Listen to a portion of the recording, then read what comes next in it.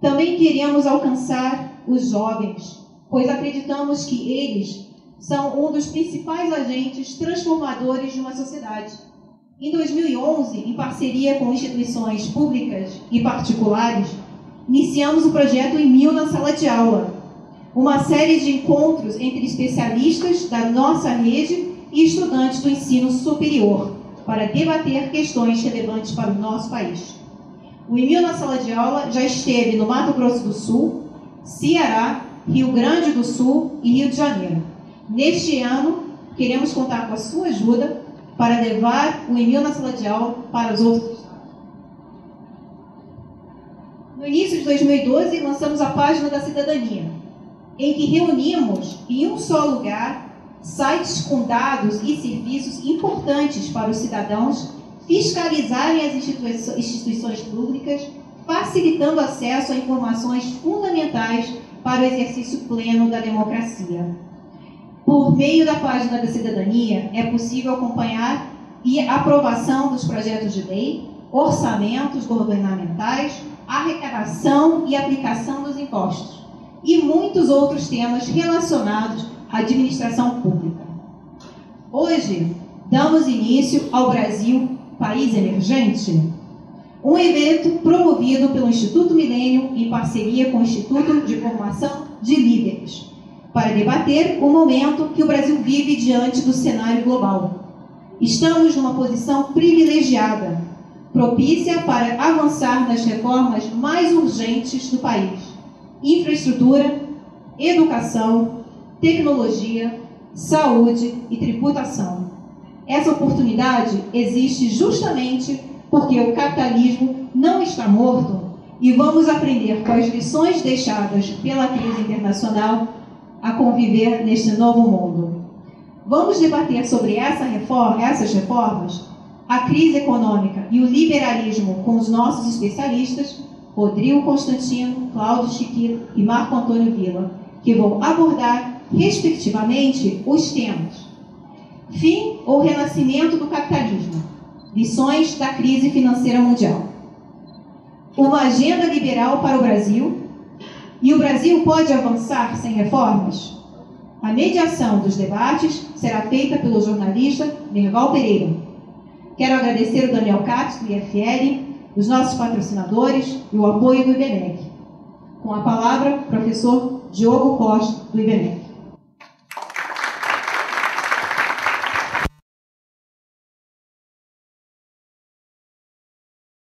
Boa noite a todos. Para nós, BMEC, é um grande prazer, uma grande satisfação receber um evento que tenta trazer o debate público brasileiro para a academia. Nossa missão no BMEC é formar uma nova elite intelectual, uma nova elite de líderes, mas para liderar é preciso primeiro saber o rumo que você quer seguir. E a gente precisa discutir o rumo que o Brasil quer seguir. E um evento como esse captura muito bem o espírito brasileiro. O nome do evento é Brasil Potência Emergente. E as duas palavras, potência e emergente, são palavras que falam de possibilidades, mas não palavras que falam de realidade. E o Brasil, infelizmente, é um país cheio de possibilidades que nunca se realizam. Nós não somos o país do futuro, nós somos o país do gerúndio. O país que sempre tenta, mas o país que nunca chega ao seu momento. E para tentar tirar o Brasil dessa inércia, para tentar dar momento ao Brasil, instituições como o Instituto Milênio, o Instituto de Formação de Líderes, têm feito um belíssimo trabalho, um trabalho de envolver a sociedade civil nesse tipo de debate que às vezes fica muito restrito, ou à academia ou os círculos políticos. E para debater esses temas, nós temos hoje 3 grandes especialistas: o professor Marco Antônio Villa, o professor Cláudio Chiquida, o economista Rodrigo Constantino. E para moderar o debate, nós temos o jornalista Merval Pereira. Merval é comentarista da Globo News, da CBN, é membro da Academia Brasileira de Letras e é autor do livro Lulismo no Poder. Então peço que vocês agora recebam Merval Pereira.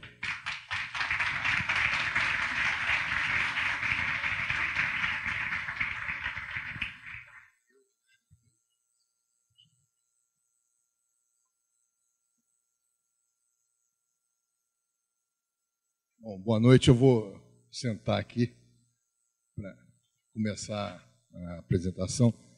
Bom, a estrutura da noite de hoje é o seguinte: cada um vai falar meia hora e depois nós vamos abrir para o debate. E cada um tem um tema específico. Então, eu vou chamar, pela ordem que vão falar, o Rodrigo Constantino, que é economista, membro fundador do Instituto Milênio, articulista do jornal o Globo, autor do livro Liberal com Orgulho. O Rodrigo vai falar sobre o fim ou renascimento do capitalismo, lições da crise financeira mundial.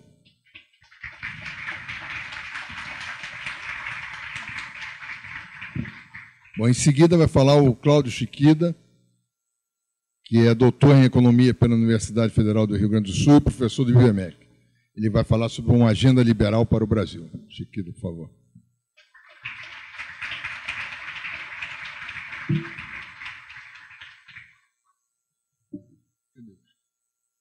Cadê? Está por ali? Conhece os caminhos aí. E, por fim, o Marco Antônio Villa, doutor em História Social pela USP, professor da Universidade Federal de São Carlos e autor de A História das Constituições Brasileiras, que está ali fora. Ele vai falar sobre se o Brasil pode avançar sem reformas.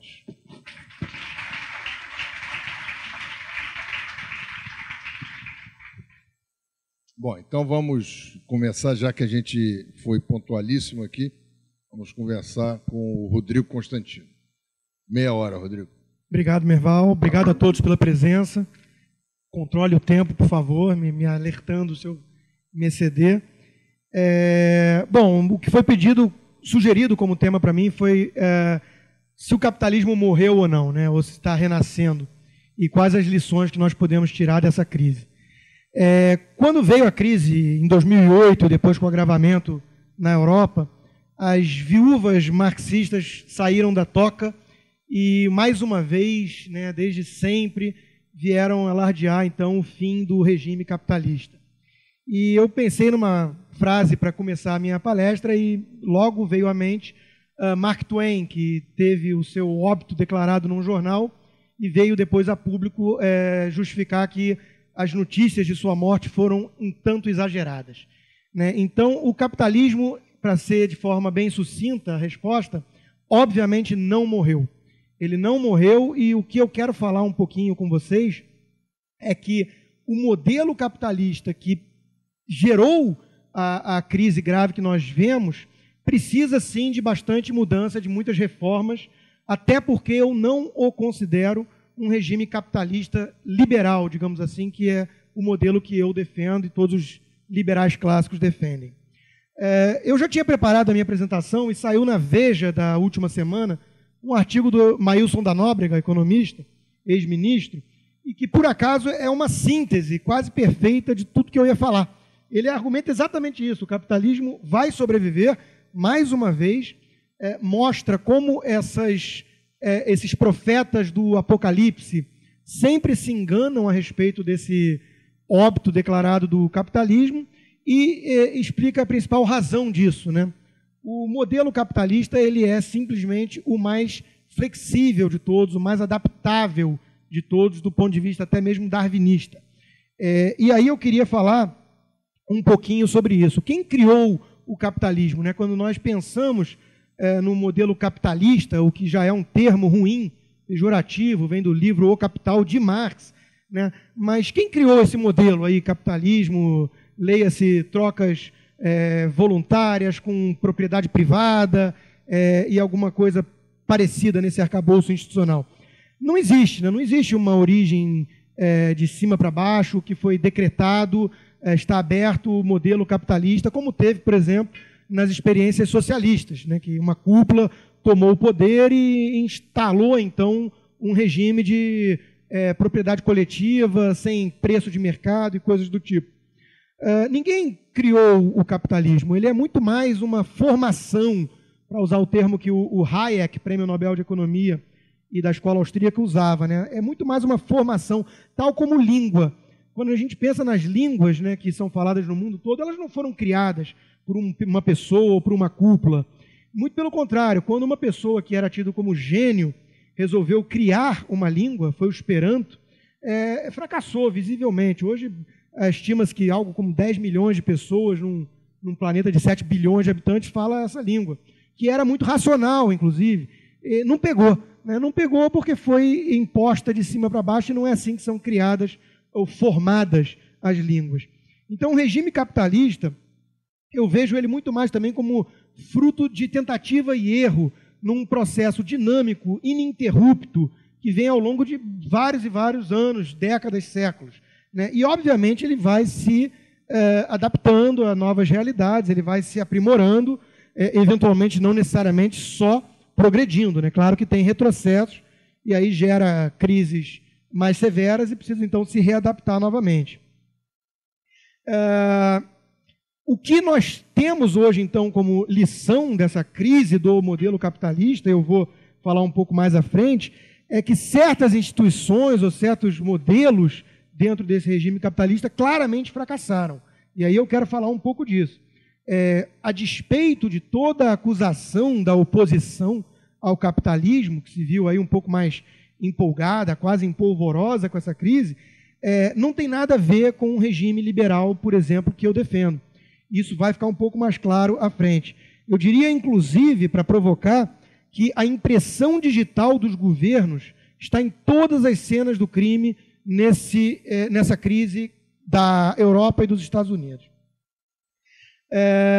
Outra coisa que eu quero falar um pouco mais à frente também é da alternativa que surge. Poucas pessoas hoje, viúvas de Stalin que seja, têm coragem de assumir que defendem um modelo socialista ou comunista. Isso, depois de 89, meio que caiu em desuso e tirando uma meia dúzia mais radical e revolucionária, não tem muita gente defendendo abertamente essa bandeira.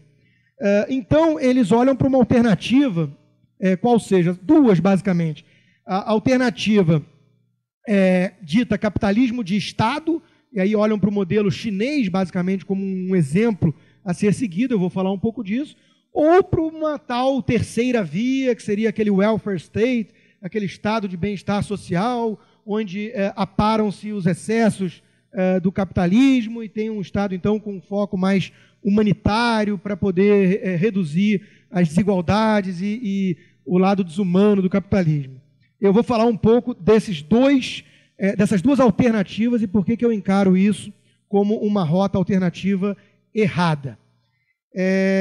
O comunismo e o socialismo mesmo, aí eu acho que já disse, quase ninguém mais defende, basta dizer que os exemplos que sobrevivem na história, Coreia do Norte, Cuba, fracassaram visivelmente, até mesmo Cuba, agora com Raul Castro, tem adotado um viés um pouco mais pragmático para fugir, então, desse modelo estritamente socialista.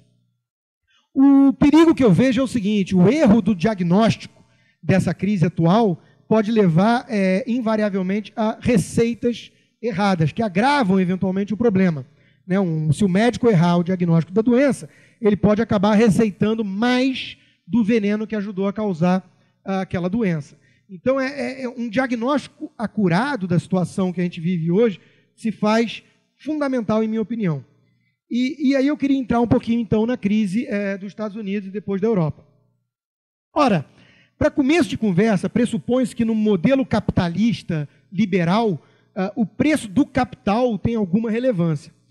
E o preço do capital deveria, então, ser setado, deveria ser determinado de forma mais ou menos livre pelos agentes do mercado. Qual é o preço do capital? É a taxa de juros. Vejam bem, nos Estados Unidos mesmo, o Federal Reserve decide a taxa de juros de mercado há um século, vai fazer um século agora em 2013. E Alan Greenspan, para minha decepção, foi um seguidor da filósofa Ayn Rand, na média ali da sua juventude e idade adulta, depois sentou-se nessa poderosa cadeira do suntuoso Banco Central americano para decidir, então, a taxa de juros de mercado, ou correta, ou justa, ou de equilíbrio.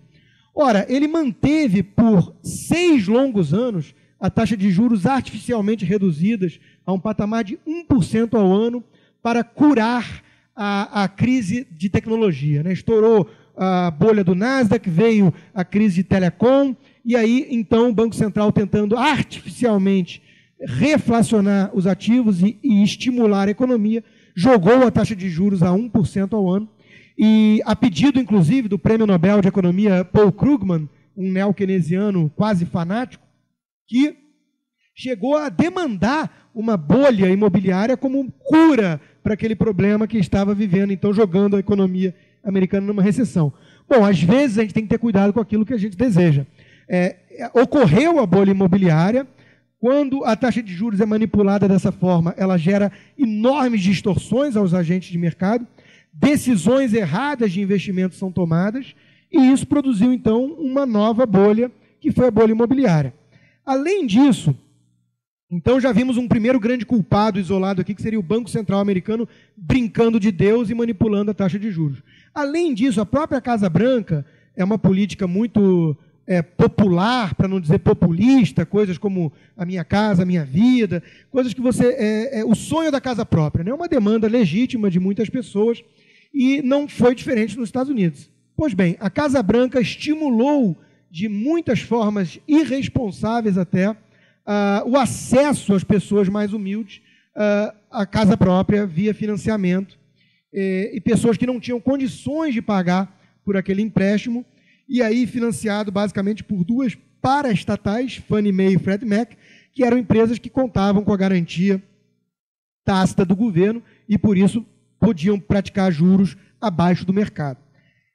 Então, novamente, vimos aqui então a impressão digital da Casa Branca e dessas duas paraestatais, que inclusive contavam com um órgão regulador chamado OFHEO, né, são as iniciais, cuja única missão na vida era cuidar da saúde financeira dessas duas empresas. Muita gente, novamente, fala que faltou regulação e por isso veio a crise. O epicentro do problema estava nos setores mais regulados da economia, seguradoras como a AIG e bancos comerciais e bancos múltiplos. E essas duas paraestatais que contavam com uma entidade burocrática cuja única missão era regulá-las. E aí nós, liberais, mais céticos, né, acho que entendemos que poder corrompe, que entendemos os riscos das falhas de governo, não só das falhas de mercado, né, que é a captura do agente público, não ficamos muito surpresos com isso, porque é a velha questão, né, você pode estar colocando para cuidar do galinheiro a raposa, e quem é que vigia o vigia, né? Então, essa descrença em relação à concentração de poder na esfera estatal sempre fez parte de toda a crença liberal. E não foi diferente nos Estados Unidos. Então, muitos liberais já ficavam preocupados com isso, apontavam esses problemas, mas, não obstante, as empresas mais alavancadas do setor eram essas duas paraestatais. Elas chegaram a um grau de alavancagem de 50 vezes. Isso significa que para cada $1 que elas tinham de patrimônio, elas emprestavam $50. É perigoso falar, então, que faltou apenas mais vigilância do governo, quando o próprio governo era quem estava estimulando a farra toda, porque tem um horizonte de curto prazo, acaba pensando apenas nas próximas eleições. Vale já um parêntese para entrar no caso brasileiro, os bancos mais alavancados no Brasil, por acaso, são os bancos públicos também. Inclusive, o BNDES tem feito aí um estrondo de crescimento de crédito nos últimos 3, 4, 5 anos, assustador, e, mais uma vez, é o governo quem está estimulando a casa própria, o uso de crédito para isso, e por aí vai.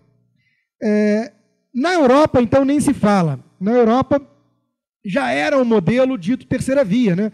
Já era um modelo com um mega esquema de welfare state, várias conquistas trabalhistas, a arrecadação tributária já era na faixa de 50% do PIB, o endividamento público já era gigantesco, as leis trabalhistas engessavam o dinamismo de uma economia dita capitalista, né? Demitir é muito difícil, tem limite de hora trabalhada ultra rigoroso, a previdência é muito benevolente com os aposentados, quer dizer, já era esse famoso modelo de terceira via. E, não obstante, lá está uma crise muito mais séria até mesmo do que no próprio Estados Unidos. Os países mais periféricos, né, como Grécia, Espanha, Portugal, Itália até mesmo, sofrem muito mais do que países como a Alemanha, como a Holanda e Finlândia. e são países que vão ter aí um encontro muito duro com a realidade nos próximos anos, porque a conta não fecha, simplesmente isso. É uma cigarra que se acostumou a viver cantando, achando que sempre ia ter verão pela frente, só que vem o inverno inexoravelmente. E o inverno chegou, o cobertor é curto, para você puxar para um lado vai ter que tirar do outro, e aí gera essa tensão social toda que nós estamos vendo na Grécia, na Espanha, onde o nível de desemprego, por exemplo, dos jovens que estão entrando no mercado de trabalho, portanto, na média com menos produtividade, são os que mais sofrem com esse modelo, né, de elevados salários mínimos e várias conquistas trabalhistas. Então, o desemprego de jovens na Espanha, eu dizia, já chegam a 40%. Quer dizer, isso é um modelo insustentável, claramente um barril de pólvora para gerar um ambiente propício, um terreno fértil para aventureiros, para oportunistas de plantão, que chegam, então, com uma bandeira messiânica, solapando o regime democrático e oferecendo, então, promessas irrealistas, desde que concentrem o poder. Mussolini, Hitler, tudo foi assim, né? Crises econômicas sempre ajudaram esse tipo de coisa. Então, os olhos se voltam para uma vez a terceira via está derrubada, né? Que é o modelo francês, até mesmo grego. E os Estados Unidos, que seria esse capitalismo mais liberal, com viés mais liberal, mas que eu espero ter pelo menos plantado a semente da dúvida de que não é tão assim mais, né?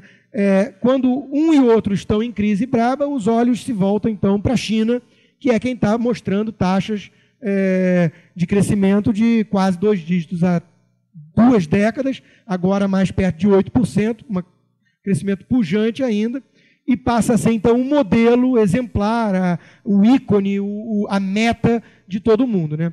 Eu considero isso um enorme equívoco, um perigo, entendeu? Incrível, e vou tentar de forma muito resumida dizer por quê. Em primeiro lugar, a China tem condições muito peculiares que não se reproduzem facilmente. Além de um exército de 1 bilhão e 300 milhões de habitantes, né, ávidos por trabalho, vindo de uma herança comunista que dizimou a riqueza no país, então pessoas dispostas a trabalhar 18 horas por dia, com uma ditadura que não tem muitas preocupações com essas questões humanitárias e sociais, né? A China está fazendo, então, uma grande arbitragem de mão de obra. No fundo, é isso que ela fez. Ela pegou um exército de 1 bilhão de pessoas louco para trabalhar quantas horas forem necessárias e arbitrou isso, e tudo que foi, então, mão de obra intensiva no início, a China produziu de forma muito mais barata que o resto do mundo. Além disso, são 4 grandes bancos estatais que controlam todo o crédito no país e que podem redirecionar, então, esse crédito ao seu bel prazer. Houve, então, uma coisa chamada repressão salarial, né? No fundo, mesmo esse crescimento todo não serviu para que as pessoas, os indivíduos na China tivessem ganhos significativos na média de salário. O lucro das empresas em relação ao PIB foi quem mais se beneficiou desse modelo chinês. E aí não é muito difícil entender o motivo, né? Dizem lá que a turma do Politburo chinês, lá da burocracia toda que controla o PCC, indiretamente ou diretamente dono dessas empresas. Então, o que aconteceu na China foi o que eu chamo de uma revolução industrial tardia. Ela entrou no modelo capitalista, selvagem, globalizado, de forma tardia e gerou essa arbitragem de mão de obra enorme, produziu tudo que o mundo queria de forma mais barata e, então, pôde crescer a taxas elevadíssimas com uma outra razão principal que eu estava ocultando, que é o seguinte, como não tem rede social, não tem rede de proteção, nem nada, e vem de uma economia miserável, herança socialista, as pessoas passaram a poupar muito, até porque a migração do campo para a cidade ela é controlada, né? Exige passaporte, visto, para estar nas principais cidades. E foi um fluxo migratório enorme, na faixa de 20 milhões por ano, só que ainda assim controlado. E ainda existem 600 milhões de pessoas no campo. Quando você tira um sujeito do campo e joga ele na cidade com uma máquina de tear, com algum maquinário moderno, você gera um choque de produtividade fantástico. Além de tudo, essas pessoas passam a poupar muito porque precisam pagar, não tem aposentadoria, não tem rede social, nem rede de segurança, e precisam pagar também para aqueles 600 milhões que ficaram no campo, que tem uma vida muito mais miserável. A China é extremamente desigual. Isso fez com que a taxa de poupança na China chegasse a patamares jamais vistos, né? 45% do PIB. Isso possibilitou, então, um investimento muito elevado na China. Só que, uma vez que esse investimento ele é muito direcionado, não por forças de mercado, mas sim por interesses das províncias e do próprio PCC, isso gera o que os austríacos chamam de malinvestments, né? De forma resumida, você começa a fazer ponte demais, começa a fazer metrô demais, começa a ligar lugar algum a nenhum lugar, com pontes suntuosas, e é exatamente isso que está acontecendo já, até mesmo em Xangai, Beijing, e existem os fenômenos aí mais localizados das cidades fantasmas, né? Cidades eventualmente vazias mesmo, não teve demanda, mas foi feito lá, foi construído inúmeros prédios, inúmeros shoppings que não têm demanda. Adivinhar quando que esse modelo chinês vai se esgotar exige uma bola de cristal. Eu não tenho essa pretensão, essa é a pergunta de $1 bilhão que todos os agentes do mercado se fazem diariamente. A única coisa que eu posso, com um pouco mais de convicção, prever é que esse modelo ele é insustentável. Ele vai se esgotar, eu não sei se são 2, 3, 5 ou 10 anos ainda que a China aguenta. O que eu sei dizer é que já começam a pipocar aqui e acolá excessos, problemas sérios, tensões sociais pela desigualdade que isso gerou, bolha imobiliária especulativa que está tentando ser desinflada pelas autoridades, só que nunca é fácil fazer essa sintonia fina, e o regime chinês precisa, então, migrar de um foco claro de produção maquiladora para exportação e passar para um foco mais voltado para consumo doméstico, para distribuição de renda dessa ascensão da classe média. Não é fácil fazer isso. Historicamente, não temos muitos exemplos de sucesso dessa transição de modelo, muito pelo contrário, países parecidos com a história chinesa na Ásia, como Coreia do Sul e Japão, enfrentaram graves crises quando viram esses excessos todos desse modelo acontecerem. E, além de tudo, eu não consigo acreditar em planejamento central. Eu acho que isso nunca funcionou na prática, e eu diria que não é isso, inclusive, que está por trás do sucesso, entre aspas, temporário chinês. Muito pelo contrário, o que está por trás desse elevado crescimento chinês, não só essas condições muito peculiares que eu já falei, como várias reformas, sim, de cunho liberal. A China, pela primeira vez, reconheceu a propriedade privada, direito de correr atrás do lucro, aceitou capital estrangeiro. Quer dizer, tudo que mudou foi o que possibilitou esse crescimento fantástico e mudou para mais liberdade. Só que, infelizmente, continuam lá inúmeros pilares de areia, que são justamente as heranças do modelo anterior. Então, continuo com a convicção plena, total, de que capitalismo de Estado é um modelo que não é novo, não foi inventado agora pela China, todo brasileiro tem a obrigação de conhecer isso muito bem, inclusive, e nós sabemos que isso não funciona a médio e longo prazo. Então, não será diferente na China. Quando a gente olha para o Brasil, falando de forma muito rápida, o Brasil, na minha visão, nada mais é do que uma cigarra que ganhou na loteria chinesa, né? Ele pegou carona nesse crescimento chinês, com uma demanda insaciável por recursos naturais que o Brasil tem de sobra. 17% da nossa pauta de exportação já vai para a China. O índice de termos de troca, tudo aquilo que o preço daquilo que a gente exporta sobre o preço daquilo que a gente importa, deu um salto fantástico nos últimos 5 anos, e isso explica, basicamente, o fenômeno Brasil, associado ao custo de capital zero nos países desenvolvidos, que tem a ver com aquilo que eu falei lá atrás. Os bancos centrais manipulando o juro, jogando para zero uma vez mais, para tentar reativar suas economias, e acabam com isso gerando novas bolhas. Como o dinheiro não tem carimbo e facilmente pega avião, na verdade é um clique de um computador, ele vem, o tal tsunami monetário, que a presidente Dilma falou, ele vem procurar, então, taxas mais interessantes de retorno em países como o Brasil. Então, o que explica o fenômeno crescimento brasileiro aí nos últimos 5 anos, basicamente é crescimento chinês com capital abundante no mundo, liquidez abundante, que fez com que o Brasil pudesse crescer crédito de forma espetacular, sem que isso batesse automaticamente nos nossos índices de inflação. Bateu, né, quase rompeu o topo da meta no passado, que já é elevado, 6,5%, mas, permitiu com que o governo ganhasse tempo para medidas ousadas, que eu considero quase um eufemismo, e, na minha concepção, medidas irresponsáveis. Né? O Brasil, o Banco Central principalmente, é análogo a um adolescente bêbado riscando fósforo num paiol de pólvora. É mais ou menos a metáfora que eu vejo. Ele está brincando com fogo, só que o cenário externo benigno está permitindo que suas irresponsabilidades não paguem um preço muito alto no curto prazo, de forma imediata. Até quando isso dura? Eu não sei, depende da China, depende dos Estados Unidos e da Europa.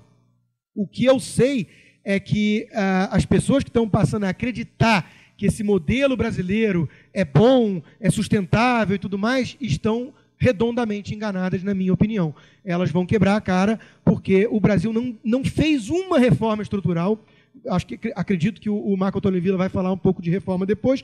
O Brasil não fez uma reforma significativa estrutural, trabalhista, tributária, previdenciária, nada. Ele conta com uma demografia ainda muito favorável, uma população jovem, e mesmo assim consegue gastar quase 13% do PIB com aposentadoria.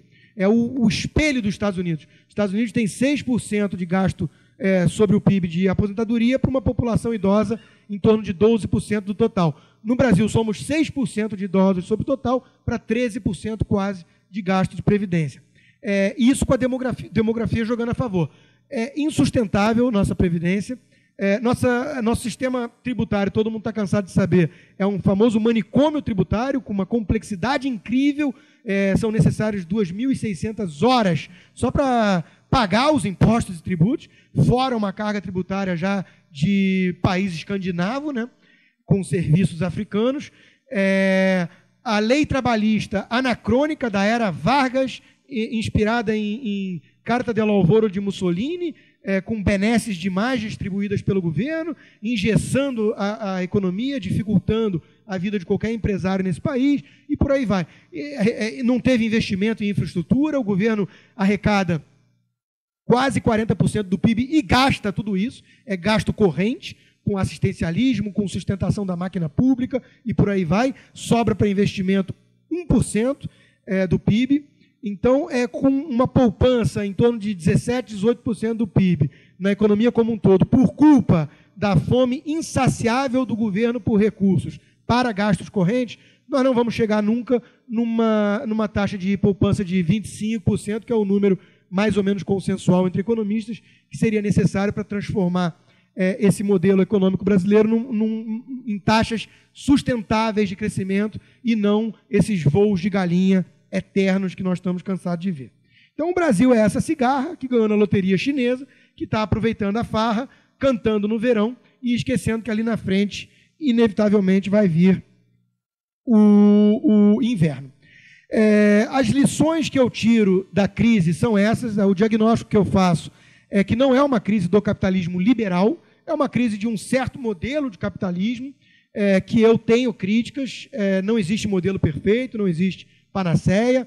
A grande beleza do capitalismo está justamente em sua flexibilidade, em sua adaptação a novas demandas que surgem, a sua capacidade de se reinventar, e eu acho que é isso que vai acontecer uma vez mais. Nós vamos aparar certas arestas. Eu tenho um pouco de receio só dessa sanha regulatória, né, porque acusam que faltou regulação na crise. E aí governo, político, burocrata é assim mesmo, reage muito mais ao passado do que pensa no futuro. Então, meu medo é que pequem pelo excesso de burocracia e regulação agora, olhando para trás, tentando amarrar demais a vida, por exemplo, de bancos e seguradoras para tentar consertar o problema, né, que fez. Então, o diagnóstico que eu faço é esse. O capitalismo não morreu. Quem diz que morreu está se precipitando demais da conta. Não existe alternativa hoje ao modelo capitalista. O que existe, aí sim, é a possibilidade de estarmos oferecendo propostas de reformar esse modelo, né, com sempre a cautela e a humildade de reconhecer aquilo que eu comecei falando lá atrás, de que esse modelo não foi inventado numa sala suntuosa por meia dúzia de burocratas geniais. Pelo contrário, é uma formação sólida, justamente porque tem pilares na tentativa e erro de séculos de troca, de modelos que vão tentando se reinventar. É preciso tomar muito cuidado para não cair naquilo que Hayek, já citado por mim, chamou de arrogância fatal, que é você achar que pode reinventar o capitalismo, o sistema como um todo, numa sala reunido com pessoas e baixar um decreto, então, está reinventado aqui o capitalismo. Não. Tenhamos um pouco mais de humildade e vamos propor reformas, né, mudanças que possam aparar, então, esses excessos e esses erros que foram cometidos no passado, para poder, então, colocar então, o modelo capitalista mais saudável, mais vigoroso à frente. É isso. Obrigado.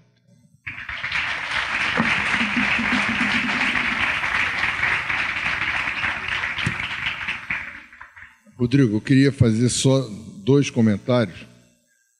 Você tem razão na questão das digitais do governo, né?